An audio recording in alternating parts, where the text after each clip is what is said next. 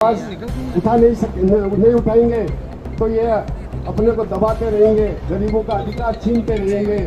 और हमारे विधायक 6.25 फुट का बनाया है और कितना भ्रष्टाचार वो कर रहा है। मैं धन्यवाद देना चाहता हूं यहाँ आए हुए लोग, वो लोग हैं जिनका जमीर अभी जिंदा है। जो लोग शासन और प्रशासन से डरते नहीं हैं, वो लोग यहाँ आए हैं। मैं पूरे किशनगढ़ परिवार की तरफ से आपका हार्दिक अभिनंदन करता हूँ, स्वागत करता हूँ। साथियों, भ्रष्टाचार को काट फेंको। भाजपा देश को सर्वनाश कर देगी, इंसानियत को खत्म कर देगी। स्वतंत्रता सेनानी राम प्रसाद बिस्मिल की कुछ पंक्तियों से मैं मेरी बात को यहाँ शुरू करना चाहता हूँ। सरफरोशी की तमन्ना अब हमारे दिल में है, सरफरोशी की तमन्ना अब हमारे दिल में है। देखना है जोर कितना बाजुए कातिल में है। वक्त आने दे बता देंगे तुझे आसमां, हम अभी से क्या बताएं क्या हमारे दिल में है। हम अभी से क्या बताएं क्या हमारे दिल में है। सरफरोशी की तमन्ना अब हमारे दिल में है। लड़ने के लिए यदि आम जनता एकत्रित हो जाती है, तब साफ प्रतीत हो जाता है कि यहाँ सत्ता में बैठे लोग और शासन में बैठे लोग कितने भ्रष्ट हैं और कितना भ्रष्टाचार वो कर। मैं धन्यवाद देना चाहता हूं कि आए हुए लोग वो लोग हैं जिनका जमीर अभी जिंदा है।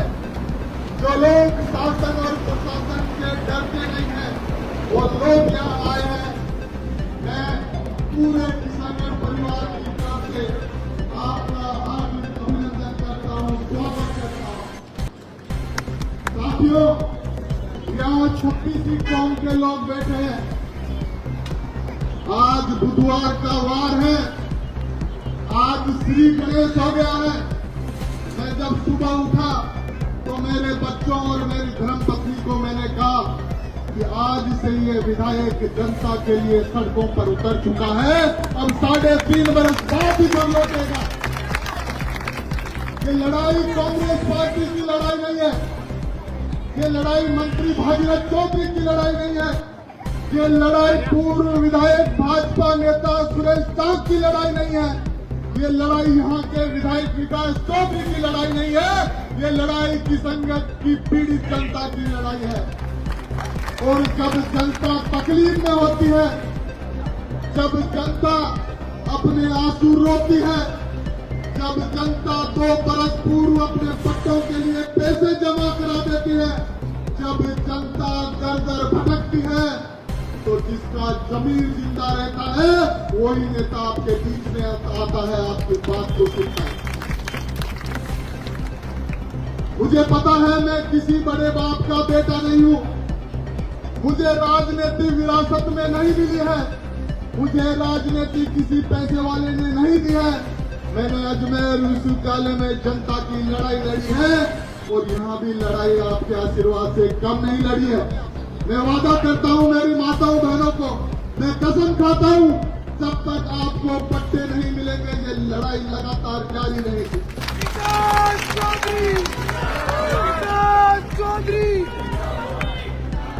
मेरे हाथ में कोई भाषण नहीं है,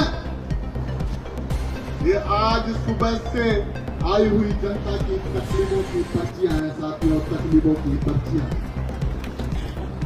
पर दुख तब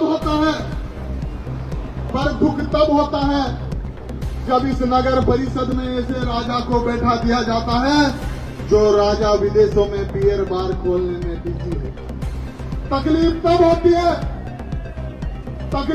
होती है जब डबल इंजन की सरकार केवल जुमलों की सरकार साबित होती है। तकलीफ तब होती है जब मेरी माताएं बहनें पट्टों के लिए दर दर भटकती है। तकलीफ तब होती है जब मेरी माताओं बहनों के घरों में नल नहीं आता। तकलीफ तब होती है जब मेरे नौजवान साथी रोजगार के लिए भटकते हैं। तकलीफ तब होती है जब आप लोग एसडीएम के पास जाते हो और एसडीएम एक पर्ची देती है कि मेरा भाई वहाँ बैठा है, जयपुर में सुविधा शुल्क जमा कराओ और यहाँ आके आप जो एसडीएम कोर्ट में केस चल रहा है उस फाइल पे साइन करा लो। तकलीफ तब होती है जब एक सांसद का, एक मंत्री का नाबालिग को न समझ बैठा किसी किशनगढ़ में अधिकारियों को धमकाता है। तकलीफ तब होती है जब बाप बेटे इस किशनगढ़ को लूटने में लगे रहते हैं। तकलीफ तब होती है जब झूठ बोलने का जनरेटर अति महत्वाकांक्षी सुरेश कांत भाजपा नेता। तकलीफ तब होती है जब 1.5 साल में आपको संभालने नहीं आता। तकलीफ तब होती है जब ये भारतीय जनता पार्टी के लोग प्रशासन और पुलिस के बल पर हमारे लोगों को धमकाने का काम करते हैं। यह शुरुआत है। प्रशासन के लोग सुन रहे होंगे, कान खोल के सुन लो। यदि कांग्रेस पार्टी के कार्यकर्ता पर किसी ने आंख उठाने की हिम्मत की, हमने 1.5 बरस तक हमने संयम और शालीनता का झूठ भी लिया, लेकिन हमारे पूर्वज कहते हैं कि जब भी सीधी अंगुली से नहीं निकले तो अंगुली टेढ़ी कर लेनी चाहिए। और जब विकास चौधरी की अंगुली टेढ़ी हो जाएगी तो मैं दावे के साथ कह रहा हूं, पूरा का पूरा घी पिघल जाएगा, आपका पूरा का पूरा घी पिघल जाएगा।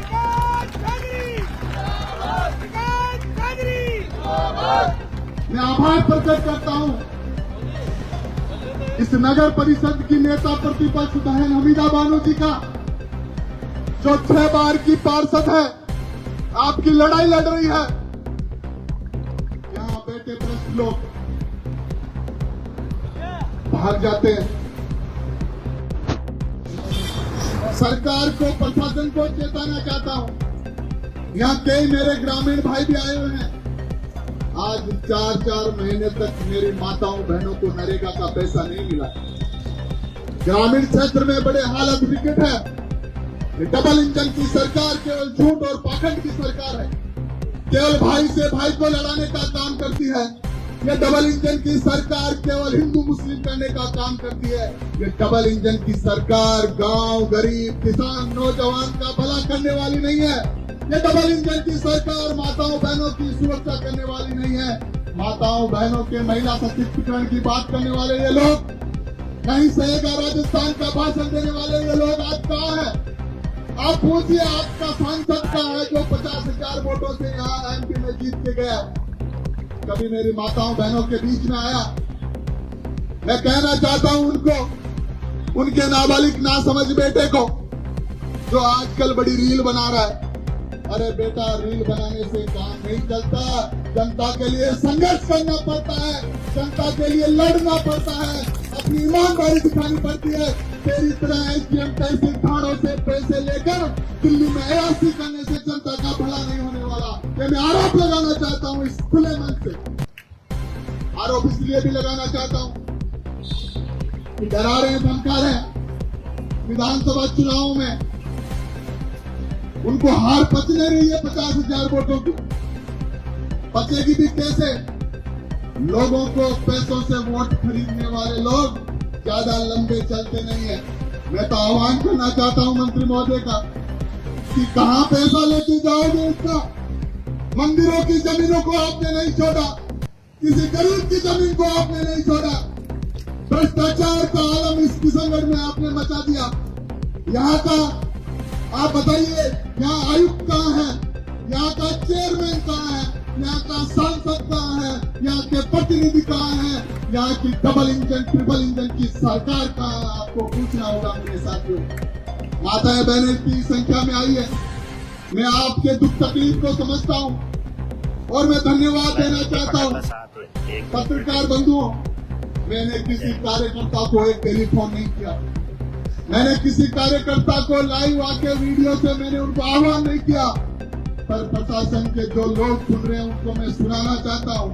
जिस दिन ये विकास चौधरी लाइव आ गया, जिस दिन ये विकास चौधरी लोगों को फोन करके बुलाने लग गया, जिस दिन ये विकास चौधरी सड़कों पर आ गया और अपनी आंख टेढ़ी कर लेगा, उस दिन कानून व्यवस्था आपसे नहीं संभलेगी। मैं आपको बताना चाहता हूं कि हमारे कार्यकर्ताओं को डराने की आवश्यकता नहीं है। जिस दिन हम थानों में उतर गए, जिस दिन हम तहसील में चले गए, जिस दिन हम कलेक्ट्रेट चले गए, आप भागते फिरोगे।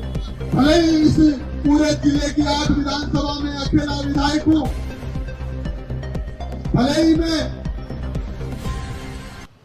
पूरे जिले में कांग्रेस पार्टी का एकमात्र एमएलए हूं, लेकिन आपको पता है कि शेर अकेला होता है।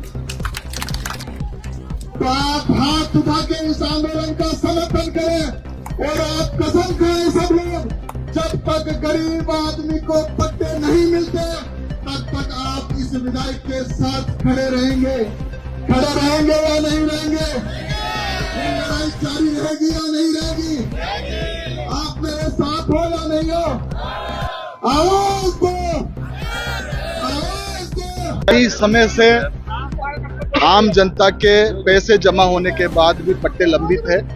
बार बार शासन प्रशासन से बात करने के बाद भी गरीब लोगों को पट्टे नहीं दे रहे हैं, और जो यहाँ सुविधा शुल्क के नाम से अधिकारियों का जेब भरते हैं उन लोगों को पट्टे दे रहे हैं। हम ये नहीं करें उनको पट्टे मत दो, लेकिन गरीब जनता 2 बरस से जो पैसे जमा है उसके बावजूद पट्टे नहीं देना आम जनता के साथ कुठाराघात है, और ये डबल इंजन की सरकार का साफ सुथरा जनता के साथ धोखा है। निर्वाचित विधायक यहाँ बैठा है तो शासन प्रशासन निश्चित तौर पर चेतेगा। मैं शासन से, मंत्री से, मुख्यमंत्री तक बात पहुंचाऊंगा, और इस बार इनको पट्टे तब तक नहीं मिलेंगे तब तक ये लगातार ये आंदोलन जारी रहेगा। ये आंदोलन हमने इनको 15-20 दिन का अल्टीमेटम दिया है।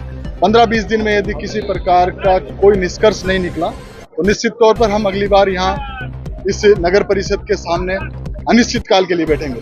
आपने बताया कि विदेशों में वो व्यापार करने चले गए, खैर वो उनका पर्सनल विषय है, लेकिन जिस प्रकार से यहाँ के अधिकारी आयुक्त भाग रहे हैं वो साफ इंगित कर रहा है कि चोर की डाडी में तिनका। ये साफ इंगित हो रहा है कि यहाँ भ्रष्टाचार का आलम है। ये साफ इंगित हो रहा है कि यहाँ के अधिकारी आम जनता की सुनते नहीं है।